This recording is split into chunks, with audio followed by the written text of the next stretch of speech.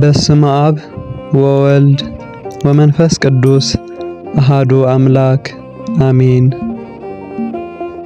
እቲ ናይ መጀመርታ ሰብ አዳም ዝተፈጠረ ንበይኑ ይነብር ነበረ። መፍቀሬ ሰብ እግዚአብሔር ድማ ጸገም ሰብ ፈሊጡ ሰብኣይ በይኑ ክነብር ጽቡቕ ኣይኮነን፣ ንዕኡ እትሰማማዕ ደጋፊት ክገብረሉ እየ ብምባል ካብኡ ዘይትፍለ ሓቢራቶ እትነብር ካብ ጎኑ ንሄዋን ፈጠረሉ። አዳሙን እዚኣ ዓጽሚ ካብ ዕጽምተይ ስጋኣ ኸኣ ካብ ስጋ እያ ካብ ሰብኣይ ተወሲዳ እያ እሞ ሰበይቲ ትበሃል ብምባል ተቐቢልዋ ከም ነፍሱ ይፈትዋ የኽብራ ነበረ። ኣብ ጊዜ ሓጎሱ ኣብ ገነት ከምኡ ኸኣ ኣብ ጊዜ ሽግሩ ኣብ ምድረ ፋይድ ምስ ሓንቲ ሄዋን ከይተፈላለየ ጸኒዑ ተረኽበ። ሄዋን እውን ምስ አዳም ጸኒዓ ተረኽበት።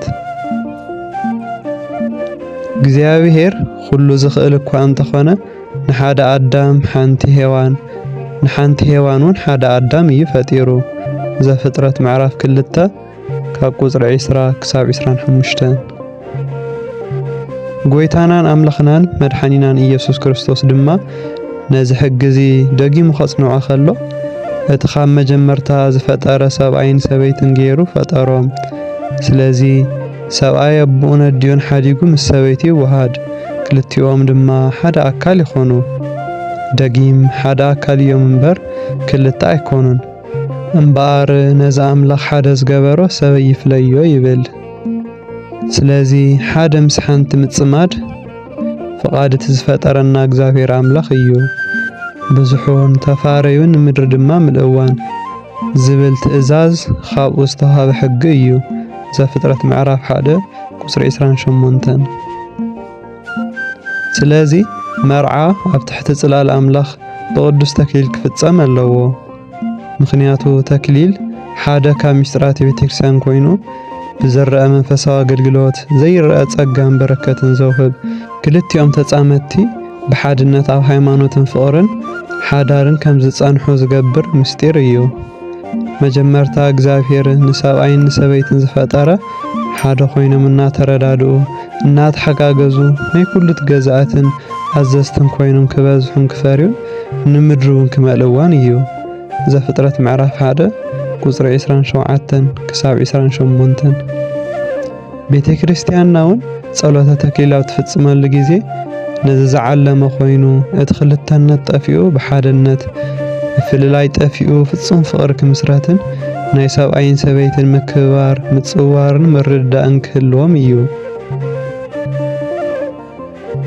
መርዓ ቅዱስ ምዃኑ ክምህረና ጎይታና ኢየሱስ ክርስቶስ ኣብዚ ዓለም እዚ እቲ ቀዳማይ ተኣምራቱ ኣብ ቤት መርዓ ተረኺቡ ይፈጺምዎ። ዮሐንስ ወንጌል ምዕራፍ 2 ካብ ቁጽሪ 1 ክሳብ ቁጽሪ 14። ነቲ ምትእትታውስ ጽቡቕ ኣይኮነን ዝብል ዘረባ ሐዋርያቱን ጎይታ ከምዚ ኢሉ እዩ መሊስዎ። እዚ ነገር እዚ ነቶም ዝተዋህቦም እንተዘይኮይኑ ኩሉ ዝኽእሉ ኣይኮነን። ካብ ከርሰ ኣዲኦም ስሉባት ኮይኖም ዝተወለዱ ኣለዉ። ሰባት ዝሰለብዎም ስሉባት እውን ኣለዉ። ምእንቲ መንግሥተ ሰማያት ኢሎም ዝተሰለቡ ስሉባት እውን ኣለዉ። ነዚ ትምህርቲ እዚ ክቕበሎ ዝደሊ ይቀበሎ። ማቴዎስ ወንጌል ምዕራፍ 19 ካብ ቁጽሪ 10 ክሳብ 17 ብምባል ኣብ ዓለም ካብ ዝተባሃለ ትምህርቲ ወፃኢ ምንባር ከም ዘይከኣልን ካብ ዓቕሚ ወፃኢ ምንባር ጌጋ ምዃኑ ነረዲእና እዩ። በዚ መሰረት ኣብዚ ዘመነ ትንሣኤ ብጸሎተ ተክሊልን ብስጋኦ ደሙ ብቁርባንን መርዓኦም ክፍጽሙ ይረኣዩ። እዚ ዓይነት ሓሳብ ብዝተቐደሰ መርዓን ህይወትን ንምንባር ዝዓለመ ስለ ዝኾነ ኣዝዩ ዘሐጉስ እዩ። ይኹን እምበር እቲ መርዓ ዝፍጸም ዘሎ ብመጽናዕቲ ናይ ዕድመ ልክዕ ናብራ ንምስራት ተሓሲቡሉ ድዩ ዋላስ ብሃንደበት ፈትየኪ ፈትየካ ብዝብል እዩ?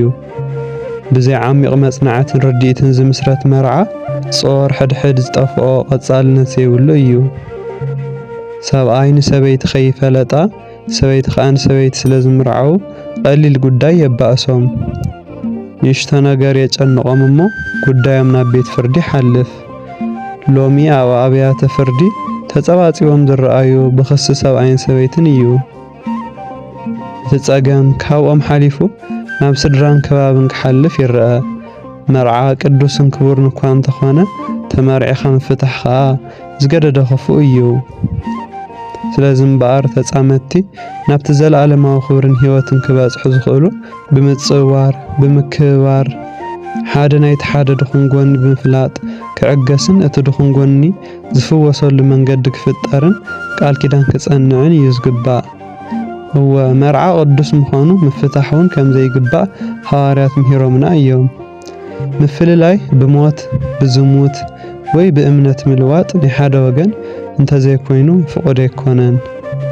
ሐዋርያው ቅዱስ ጳውሎስ ኣቱም ሰብኡት ከምቲ ክርስቶስ ንቤተ ክርስቲያን ዘፍቀራ ከምኡ ድማ ንኣንስትኹም ኣፍቅሩ። እቲ ንሰበይቱ ዘፍቅር ንገዛእ ርእሱ እዩ ዘፍቅር። ሰብ ንገዛእ ርእሱ ይምግባን ይከናኸናን እምበር ሰብነቱ ሓደ ይኸውን፣ ክልቲኦም ከዓ ሓደ ኣካል ይኾኑ። እዚ ዓብይ ምስጢር እዩ ብምባል እቲ ክህሉ ዘለዎ ሕድሕዳዊ ፍቕሪ ገሊጽዎ ኣሎ።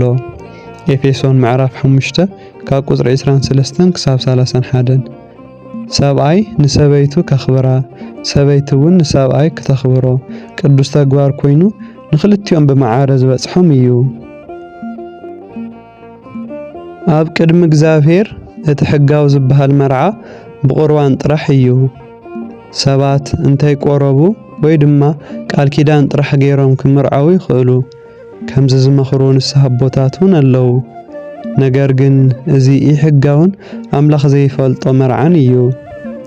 እዚኦም ኣብ ቅድሚ እግዚአብሔር ጓልን ወድን እምበር ሓደ ኣካል ዝኾኑ ሰብኣይን ሰበይትን ኣይኮኑን። ሓደ ኣካል ዝኾኑ በቲ ሓደ ዝገብር ብቅዱስ ቁርባን ጥራሕ እዩ። እዚ ማለት ብዘይ ቁርባን ዝምርዓው ሰባት ዝገብርዎ ሩካቤ ከም ዝሙት ዝቁፀርን ንስሐ ዘድልዮ ኃጢአትን እምበር ቅዱስ ሩካቤ ኣይኮነን። ምክንያቱ ብጎይታ ሓደ ስለ ዘይኮኑ እግዚአብሔር ሓደ ዝገበሮ ሰብ ይፍለዮ። ማቴዎስ ወንጌል ምዕራፍ 19 ቁጥሪ 6 ስለዚ ጓልን ወድን ሓደ ኣካል ኮይኖም ክርስቲያናዊ ሓዳር ንኽምስርቱ መማረፂ ዘይብሉ ብሕታዊ መማረፂ ብቁርባን ምምርዓይ እዩ። ኩሉ ሰብ ዲያቆን ይኹን ምእመን ብቁርባን ክምርዖ ሕጊ እዩ። እዚ እዩ ምስጢረ ተክሊል ማለት። ነገር ግን እቶም ሰባት ድንግልና ስጋ ሓልዮም ዝጸንሑ ድንግልና ስጋ ዘይብሎምን ክኾኑ ይኽእሉ። ዩኒቨርሲቲ ዝወድኡ ተምሃሮ ኩሎም ዲግሪ ወይ ዲፕሎማ ይወሃቦም እዩ። ዲግሪ ወይ ከዓ ዲፕሎማ ዘይብሉ ግና ስራሕ ኣይቁጸርን። እቲ ብልዑል ነጥቢ ዝወደአ ተምሃሪ ግና ተወሳኺ ሜዳልያ ወይ ከዓ ዋንጫ ይሽለም። ልክዕ ከምኡ እቶም ድንግልናኦም ሓልዮም ንመርዓ ዝበቕዑ ምስቲ ዝቕበልዎ ቅዱስ ቁርባን ጸሎተ ተክሊል ይጽልየሎም። ምልክት ጽንዓቶምን ድንግልናኦምን ድማ ኣክሊል ይግበረሎም። እቶም ብዝተፈላለየ ምኽንያት ብዝሙት ወዲቖም ግን ብንስሐ ዝተመለሱ ድማ ምስቲ ዝቕበልዎ ቅዱስ ቁርባን ጸሎተ መዓስባን ይጽልየሎም።